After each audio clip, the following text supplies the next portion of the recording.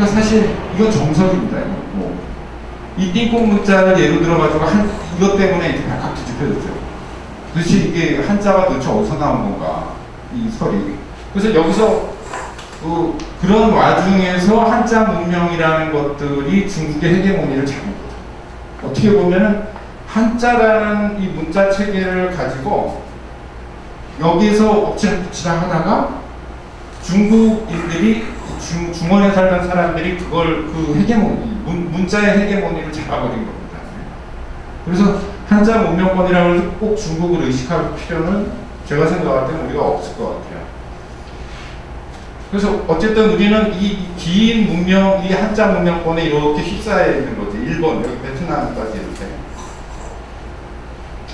근데 여기서 희한한 일이 생기게 됩니다. 이게 희한한 일이 생기는데, 저는 전 세계에 3차 번역의 시기가 있었다고 봐요. 그 1차 번역은 어디에서 이루어졌냐면 이 그리스의 그 기록들, 그리스 문명은 이슬람 애들이 번역한 거죠. 이 대단한 번역서. 이걸 번역하면서 이슬람 문명이 꽃을 피웠죠. 그래서 이 무함마드는 그 제자들한테 그렇게 얘기하죠. 제자들한테 신앙보다 더 중요한 게 지식이다. 이슬람 아랍어로 일룸이라고 하는 신앙보다 더 중요한 건 지식이다. 지식을 찾아 떠나라. 저 멀리 중국까지. 그런 말을 남깁니다. 그래서 그 언행록에 적힌 무함마드의 뜻을 따라가지고 이슬람 사람들이 이분 바투타이에서도 보듯이 떠나죠. 사방으로 떠나면서 거기서 번역을 계속 작업을 해요. 이 2차 시기에 이 첫 번째 번역을 누가 또 번역을 하냐면 이슬람 문헌은 십자군 전쟁을 통해 가지고 유럽 애들이 이걸 갖고 갑니다. 유럽 애들이 갖고 가서 그거를 라틴어로 번역을 하죠. 이게 2차 번역. 그 다음에 이 사람들이 그 산업혁명 뭐 이런 거를 통해 가지고 산업혁명을 통해 가지고 이제 과학이 아니라 과학 기술을 융성시킨다. 그러니까 이게 구분을 해야 되는 게요. 이 과학이라는 거는 물론 이 유럽에도 있었고 아랍에도 있었고 중국에도 있었고 우리나라에도 있었습니다. 이 과학이라는 거는 뭐 다 동일하게 발전을 해왔던 것 같아요. 근데 문제는 그 과학을 통해서 어떻게 기술을 만들어냈느냐, 이게 문제입니다. 이게. 그런데 유럽 애들은 이 기술을 만들어냈죠. 유럽 애들이 이 기술을 왜 만들어냈겠어요? 두 차례 패스트 때문에 이 유럽의 인구의 절반 죽어버려요. 그러니까 노동력이 딸리게 되니까 얘네들이 뭔가 사람의 인력을 대신할 수 있는 뭔가를 만들어내요. 그 방직기계를 만들어내요. 그 방직기계를 만들면서 내연기관이 만들어지고 그걸로 증기기관차를 돌리고 얘네들이 이제 그걸로 이제 엄청난 과학 기술이 되는 거죠. 그리고 조셉 미담 같은 경우에는 그런 그 의문을 품어놓죠. 그 중국의 과학과 기술이라는 책에서 왜 이 중국은 그렇게 발달한 과학을 가지고 기술을 만들지 못했는가? 이게 조셉 미담이 풀리지 않는 수수께끼였습니다. 근데 이거는요, 사마천의 사기에 답이 나와요. 제가 그 중국에 간 적이 있는데, 중국에서 그 차를 타고 가다 보니까 길거리에 이렇게 쫙 서가지고 사람들이 여기서 그 도로 공사를 하는 거예요. 근데 한 50명 정도가 개떼처럼 모여가지고 정하고 망치를 가지고 도로를 깨고 앉아있는 거예요. 다 앉아가지고 도로를 다 깨고 있는 거예요. 그래서 제가 희한해가지고 제가 뿌레카가 없나? 그래가지고 보니까 뿌레카가 3개나 있어요. 그래서 제가 정말 참지 못해가지고 궁금해서 물어봤습니다. 왜 너네는 뿌레카를 안 쓰냐? 그랬더니 자기는 그런 거 필요 없대요. 사람을 하면 된대요. 왜냐면 뿌레카를 쓰게 되면 이 일은요 3시간이면 끝나요. 3명이서. 그러면 여기에 할당된 돈이 있습니다. 만약에 50원이 있다. 그럼 이걸 3명이서 나눠 가져야 돼요. 근데 50명 프레카를 안 쓰고 50명을 동원하게 되면 이 사람들한테 이원씩 다 줄 수 있는 거예요. 우리가 생각할 때는 좀 미련하다 싶을 정도지만 그게 중국입니다. 그런데 상하청 사기 봉기의 효경제 편에 똑같은 얘기가 나와요. 그 효경제 편에 보면 대기근이 들었어요. 그때 중국 지방에 대기근이 들었는데 그때 효경제가 칙령을 발표합니다. 앞으로 당분간 모든 일에 마소를 이용하는 것을 금한다. 마소를 이용하지 말아라라는 것입니다. 여기에서는 이게 서양에서 얘기하는 기계라는 게 발명되지 않는 이유가 있습니다. 하인 불임대입니다. 하인 불임대. 그리고 이 사람들은 이 기계를 만드는 것보다 사람들을 고용하는 문제, 지금 요즘 말로 얘기하면 고용의 기회를 널리 갖는 거예요. 그래서 기계보다는 사람을 계속 쓰고 있는 거죠. 이거는 효경제서부터 지금까지 중국의 일관적인 태도입니다. 모든 노동력에서 기계를 함부로 쓰지 않는 거죠. 기계라는 거. 이건 중국의 대단히 중요한 태도예요. 그걸 아직까지 지키고 있는 거죠. 근데 사실 우리는 좀 미련한 짓을 했죠. 경기를 사용하려고 경지 정리를 했잖아요. 소를 어떻게 잘 잡을 생각을 안 하고 그 경기를 사용하기 위해 그게 기계화라는 게 대단한 무슨 근대적 무슨 상징처럼 이렇게 돼가지고 이게 농지를 정리를 했습니다.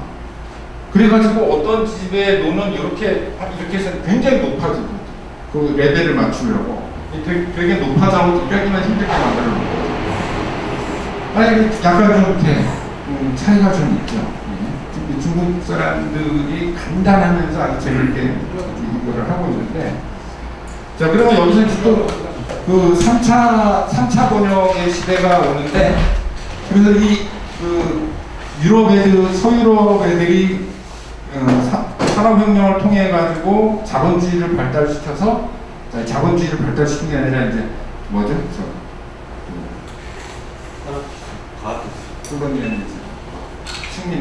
식민지 경영을 하죠. 얘네들이 이제 식민지 경영을 합니다. 식민지 경영을 하는 그 즈음에 일본에서 3차 번역이 이루어집니다. 일본에서 이 일본 사람들이 네덜란드와 처음으로 문명을 접촉하면서 이 네덜란드어들을 번역하기 시작합니다. 그게 난학이라는 걸로 일본에서는 규정이 되어 있죠. 그래서 일본 막부는 일찌감치 이 발달된 과학 기술을 배우기 위해서 소년들을 100명을 뽑아가지고요. 소년들 100명을 뽑아가지고 유럽을 보내요. 유럽에 보내가지고 10년 동안 거기서 살다 오게 합니다. 그래서 거기서 살아남은 애들이 46명인가 돼요. 46명인가 돌아와가지고 이 근대 학문의 기초를 이루는 거죠. 일본 사람들이 대단하죠. 이게 대단합니다. 그래가지고 이 일본 사람들이 네덜란드와 이 서유럽의 언어를 가지고 일본어로 번역을 하기 시작합니다.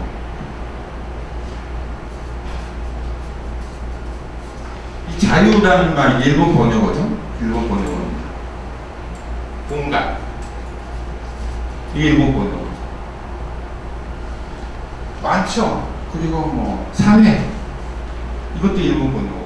우리가 쓰는 말의 거의 대부분이 일본 번역어들입니다.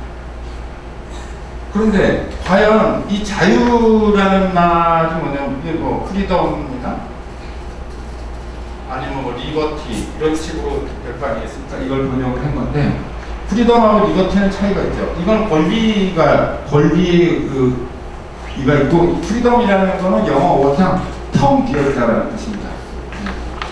텅 비어있어요. 그래서 프리 드럭 존 하면은 드럭을 마음대로 할 수 있는 데가 아니라 그 드럭을 비워라라는 겁니다. 드럭을 비워라. 그러니까 하지 말라라는 말이거든요. 그러니까 근데 이 자유는 후한서에 이제 자유라는 말이 우리가 옛날에 쓰지 않았던 말이 아니라 이 후한서에 자유라는 말이 나옵니다.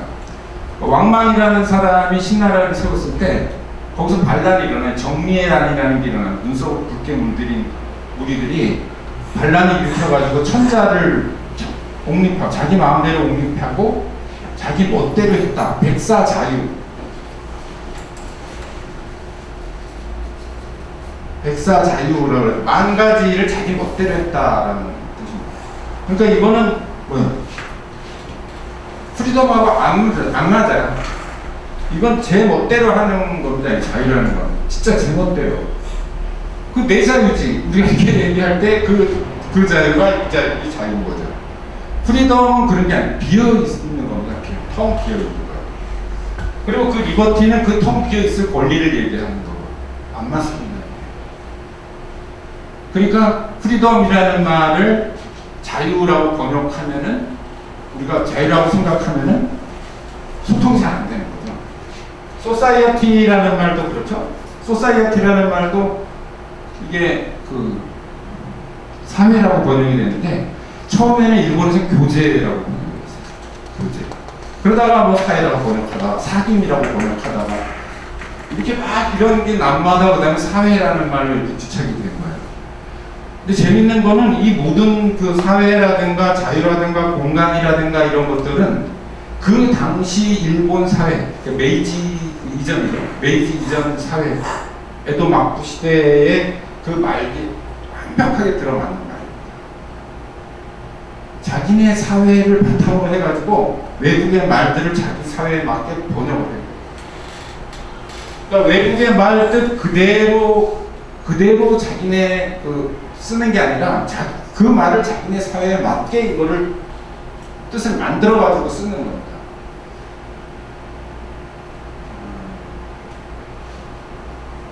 일례를 들면은 이 자유라는 거는 이제 굉장히 이제 부정적이고 이 소사이어티라는 것들이 우리가 사회라고 이렇게 번역을 일본 애들이 이렇게 사회라고 번역을 한 건 뭐냐면 이 사회라는 건 테두리가 젖어 있다라는 거예요. 테두리가. 그 사회라고 얘기하듯이 우리가 테두리가 젖어 있습니다. 우리가 서로 더불어 살아가는 사회 이거랑은 다른 거죠. 이거랑은 다른 의미입니다. 어떤 카테고리 범주가 있어요.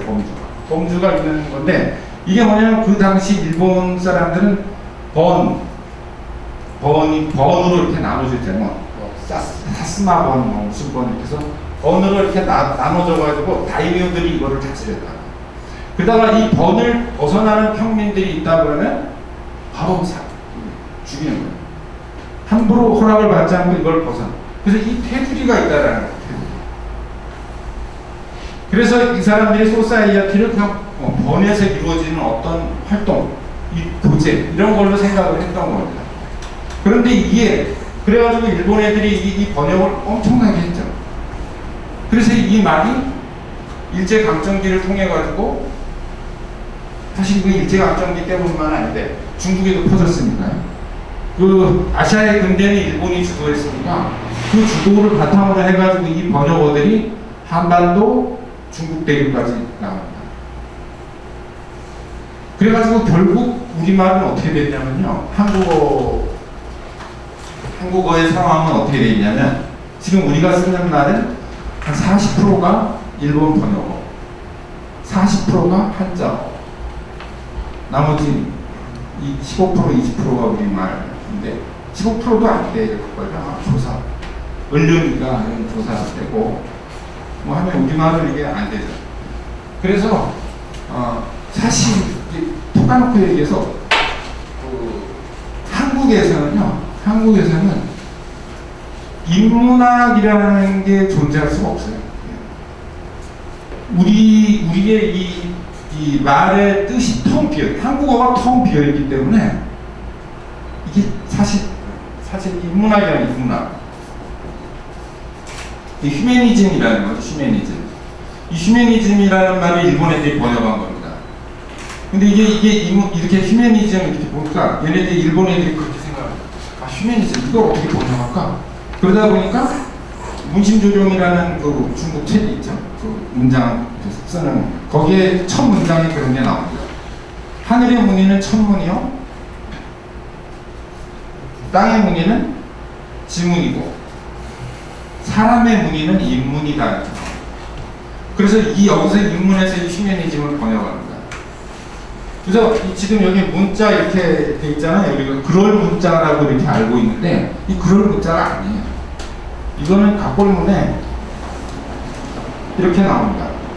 요거는 뭐냐면 잉크가 담긴 그릇이에요. 그리고 요거는 그 잉크를 찍어서 피부에다 새기는 거예요.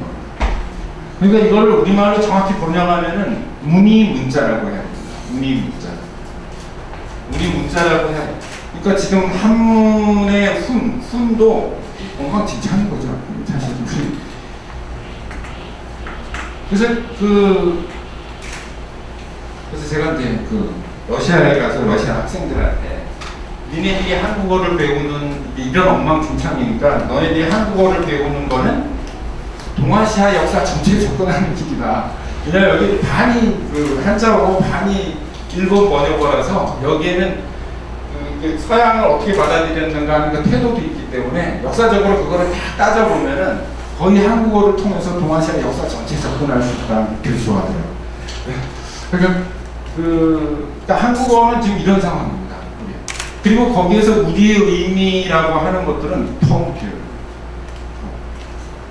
이런 텅 빈 의미를 가지고 인문학을 한다라는 책을 안 읽는 전 책 안 읽는 거에 대해서 사람들이 책 안 읽는 거에 대해서 엄청나게 동감합니다. 그래서 우리는요 문맹률은 낮아도 의미맹들이 엄청 많아요. 그러니까 문자를 읽을 수 있는 사람들은 굉장히 많은데 그 문자가 어떤 의미를 가지고 있는지 그걸 해독하지 못하는 사람들은 그런 의미맹들은 70% 될 겁니다.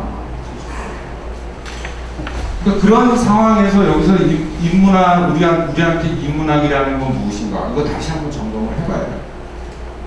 그래서 이건 뭐 하는 얘기인데 나는 우리나라 한국문학번역원에서 한국 소설이나 시를 번역해가지고 외국에다 알린다고 그 번역 작업을 하는 거 기도 안 찹니다. 우리는 그런 거 하기 이전에 서양에서 지금 철학 지식 오파상들 있잖아요. 저기 유럽이나 미국에 가가지고 배워서 이거 어떻게 한국에다 어떻게 팔아먹어야지 하고 갖고 들어오는 사람들의 그 번역을 잘해야 돼요. 우리말로 해가지고 그 번역을 굉장히 잘해요. 오히려 그런 작업에다가 돈을 써야지 한국 소설을 백날을 번역해봐야 지금은 안 된다. 그래서 우리 지금 제가 진단 나갔는데 우리 지금 쇠락기 여러분들 통일신라 시대 때 신라가 삼국을 통일하고 만들어놓은 예술품들을 보세요. 비대죽입니다. 비대죽이고 자신감 넘쳐요. 그 선 하나에 그렇게 오랜 세월이 지났는데도 불구하고 그 부조의 그 선이라든가 이런 것들이 정말 힘이 팍팍 들어가죠. 그런데 통일신라 쇠락기에 가보면 정말 두 눈 뜨고 못 봐요. 탑은 비례가 망가져가지고 이건 탑신이 이만한데도 그런 엉터리 같은 작품들이 나와요. 지금 우리 그 문화라는 것들이 어떤 쇠락기의 문화, 쇠락기를 계속 겪고 있다라고 하는 거는 제가 볼 때는 이제 우리 이 말 자체가 가지고 있는 이 근원적인 한국어 자체가 텅 비어있기 때문에 그렇고 여기에서 이제 우리가 한글이라는 걸 생각하지 않을 수가 없어요. 한글은요, 훈민정음입니다. 훈민정음. 음가를 표시하기 위해서 만든 거예요. 음가를 표시하기 위해서. 무슨 음가? 중국어 음가를 제대로 표시하기 위해서 만든 겁니다. 그래서 마오쩌둥이 중국을 통일하고 나서 보통어라는 거. 언어를 통일해야 되겠다. 중국도 여러 가지 언어를 쓰잖아요. 마오쩌둥이 되게 잘한 일이 그 중국 언어를 통일한 겁니다. 중국 언어를 보통어라는 걸로 통일을 하면서 병음 체계를 가지고 오죠. 그래서 그 병음 체계를 알파벳으로 할 것인가, 한글로 할 것인가를 고민을 했어요. 한글도 중국어 병음 체계에 이용을 하려고 했던 거죠. 너무 정확하게 발음을 쓸 수 있으니까. 그러니까 그럴 정도로 굉장히 정확한 문단입니다. 그럴 때 이게 제가 이 말이 꼭 옳다라는 게 아니라 이 훈민정음을 창제할 때 우리가 한 번쯤은 최만희라든가 이런 사람들이 그 안티를 걸었잖아요. 왜 그런 거 뭐하러 만드냐. 근데 한 번쯤 그 사람들의 논리를 생각해 봐야 되는 게 뭐냐면 이 사람들이 가지고 있었던 그러니까 그 사람들이 가지고 있던 생각은 우리가 만약에 한문을 버리고 한자를 버리고 한글을 진짜 다 쓰게 되면은 누가 우리 생각을 알아주느냐는 거.